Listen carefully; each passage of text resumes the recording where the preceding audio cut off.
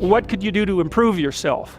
Well, let's step one step backwards. The first question might be, why should you even bother improving yourself?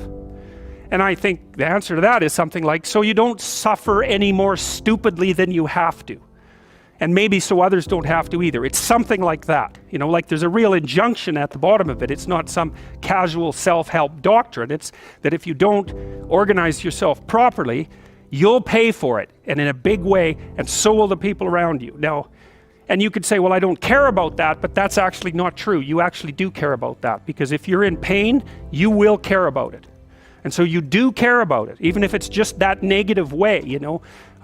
It's very rare that you can find someone who's in excruciating pain who would ever say, well, it would be no better if I was out of this. It's sort of, pain is one of those things that brings the idea that it would be better if it didn't exist along with it. It's incontrovertible. So you get your act together so that there isn't any more stupid pain around you than necessary. Well, so then the question might be, well, how would you go about getting your act together? And the answer to that, and this is a phenomenological idea too, it's something like, look around for something that bothers you and see if you can fix it.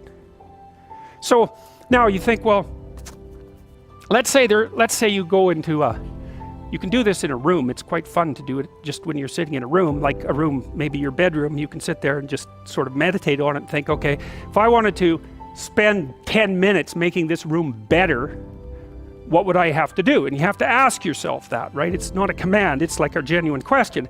And things will pop out in the room that you know, like there's a stack of papers over there that's kind of bugging you, and you know that maybe little order there would be a good thing, and you know, there's some rubbish behind your computer monitor that you haven't attended to for like 6 months, and the room would be slightly better if it was a little less dusty and the cables weren't all tangled up the same way. And like if you allow yourself just to consider the expanse in which you exist at that moment, there'll be all sorts of things that'll pop out in it that you could just fix.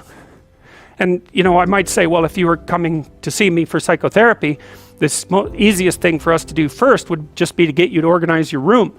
You think, well, is that psychotherapy? And the answer is, well, it depends on how you conceive the limits of your being. And I would say, start where you can start. You know, if something announces itself to you, which is a strange way of thinking about it, as in need of repair, that you could repair, then hey, fix it. You fix 100 things like that, your life will be a lot different.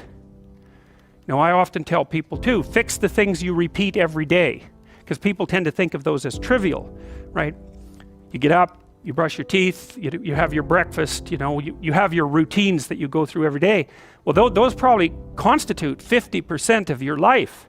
And people think, well, they're mundane, I don't need to pay attention to them. It's like, no, that's exactly wrong. The things you do every day, those are the most important things you do. Hands down. All you have to do is do the arithmetic. You figure it out right away. So 100 adjustments to your broader domain of being, and there's a lot less rubbish around, and a lot fewer traps for you to step into. And so that's in keeping with Jung's idea about erasing once you've got your mind and your emotions together, and once you're acting that out, then you can extend what you're willing to consider yourself and start fixing up the things that are part of your broader extent. Now, sometimes you don't know how to do that. So you might say, imagine you're walking down Bloor Street and there's this guy who's like alcoholic and schizophrenic and has been on the streets for 10 years. He sort of stumbles towards you and, you know, incoherently mutters something. That's a problem. And it would be good if you could fix it, but you haven't got a clue about how to fix that. You just walk around that and go find something that you could fix, because if you muck about in that, not only is it unlikely that you'll help that person, it's very likely that you'll get hurt yourself. So, you know, just because while you're experiencing things announce themselves as in need of repair, doesn't mean that it's you right then and there that should repair them. You have to have some humility. You know, you don't walk up to a helicopter that isn't working and just start tinkering away with it. You have to stay within your domain of competence. But most of the time, if people look at their lives, you know, it's a very interesting thing to do. I like the idea of the room, because you can do that at the drop of a hat. You know, you go back to where you live and sit down and think, okay, I'm gonna make this place better for half an hour. What should I do? And you have to ask. And things will just pop up like mad. And it's partly because your mind is a very strange thing. As soon as you give it a name, a genuine aim, it'll reconfigure the world in keeping with that aim. That's actually how you see to begin with. And so if you set it a task, especially, you have to be genuine about it, which is why you have to bring your thoughts and emotions together, and then you have to get them in your body so you're acting consistently. You have to be genuine about the aim, but once you aim, the world will reconfigure itself around that aim, which is very strange. And it's technically true. You know, the best example of that, you have all seen this video where you watch the basketballs being tossed back and forth between members of the white team versus the black team, and while you're doing that, a gorilla walks up into the middle of the video and you don't see it. It's like, you know, if you thought about that experiment for about 5 years, that would be about the right amount of time to spend thinking about it, because what it shows you is that you see what you aim at. And that, man, if you can get one thing through your head as a consequence of even being in university, that would be a good one. You see what you aim at. And so, because one inference you might draw from that is, be careful what you aim at, right? What you aim at determines the way the world manifests itself to you.